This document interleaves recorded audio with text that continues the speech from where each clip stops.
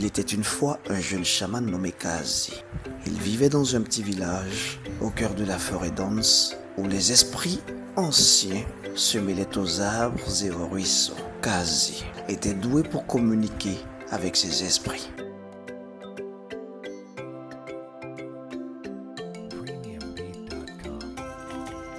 Et il passait ses journées à méditer, à invoquer les forces invisibles et à chercher la sagesse cachée dans les murmures du vent.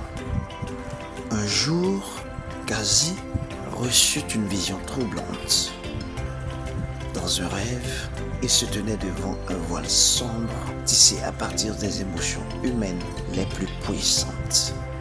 Ce voile était la haine et il séparait le monde spirituel de celui des mortels.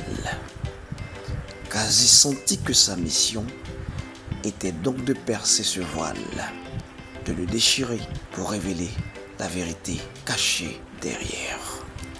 Il se mit en quête de réponses. Il consulta les anciens, les sages et les guérisseurs. Tous lui parlèrent de la haine, cette force destructrice qui se nourrissait de querelles, des conflits et des préjugés. Ils lui dirent que la haine était née de l'ignorance et de la peur, et qu'elle avait le pouvoir de corrompre même les âmes pures. Kazi décida de se confronter à la haine.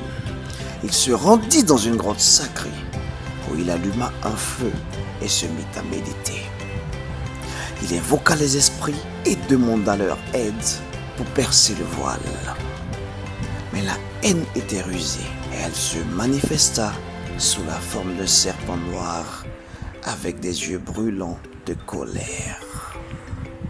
Le serpent lui parla d'une voix sifflante. Kazi, tu es naïf. La haine est nécessaire. Elle est le feu qui forge les âmes, le catalyseur de l'éveil. Sans elle, les hommes resteraient des marionnettes ignorant de leur véritable nature.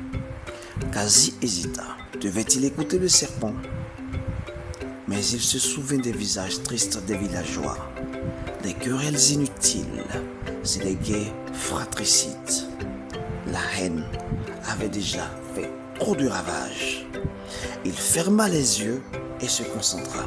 Il puisa dans sa propre compassion, dans l'amour qu'il portait à sa famille, à son peuple et à la nature. Il fit un choix. Il tendit la main vers le serpent et toucha son front. Le serpent se transforma dans une brume noire qui se dissipa lentement. Le voile de la haine se déchira. Kazi vit au-delà, dans un monde de lumière et de paix. Les esprits lui sourirent, reconnaissants. Et Kazi comprit que l'éveil ne pouvait se produire que lorsque la haine était transcendée par l'amour et la compréhension. Depuis ce jour, Kazi enseigna aux autres la voie de la compassion.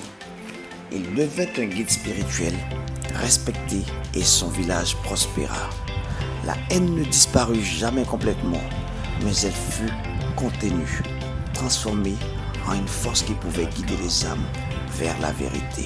Et ainsi, le voile de la haine devint un symbole d'espoir, rappelant à tous que l'éveil était possible au-delà des ténèbres les plus profondes.